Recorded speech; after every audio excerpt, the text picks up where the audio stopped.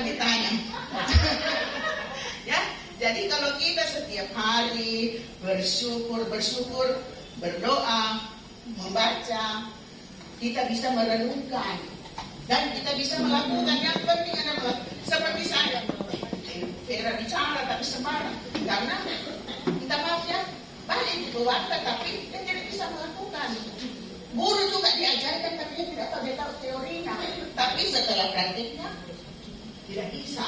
Jadi seperti kita membaca, merenungkan dan melakukan. Amin. Tahu stabilitas kiri kanan, P2 M3 kok.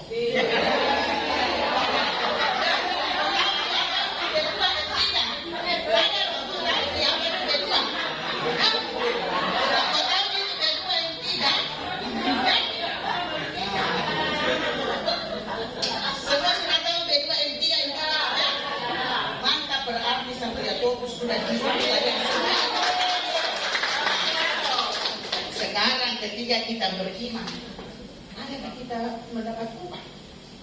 Ada tidak? Kalau beriman dapat upah?